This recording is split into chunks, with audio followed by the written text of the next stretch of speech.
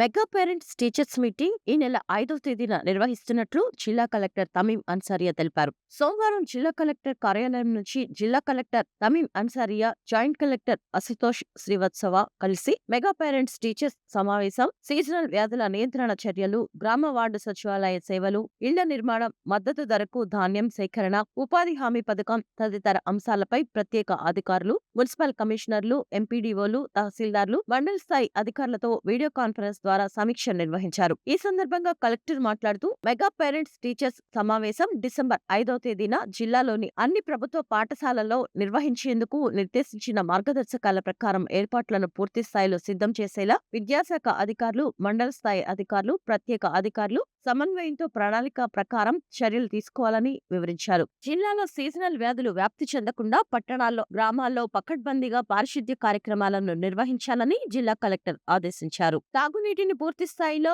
Chlorination, back cleaning, రక్షిత నీటిని సరఫరా చేయడం ద్వారా కీటక జనిత వ్యాధులు అరికట్టవచ్చన్నారు. సచివాలయ పరిధిలో ప్రజల ప్రాథమిక వ్యక్తిగత అవసరాలు, గ్రామంలోని రోడ్లు, నీటి సౌకర్యం తదితర అవసరాలను అన్ని ప్రభుత్వ శాఖలకు సమన్వయం చేసుకుంటూ సచివాలయ ఉద్యోగులు నిర్దేశించిన ఫార్మాట్ లో సేకరించేలా ఎంపీడీఓలు పర్యవేక్షించాలన్నారు. వివిధ శాఖలకు సంబంధించి సర్వేలు 100% పూర్తి అయ్యేలా సచివాలయ ఉద్యోగులకు రోజువారీ లక్ష్యాలను నిర్దేశించి అత్యంత ప్రాధాన్యతతో కమిషనర్లు, ఎంపీడీఓలు పర్యవేక్షించాలన్నారు.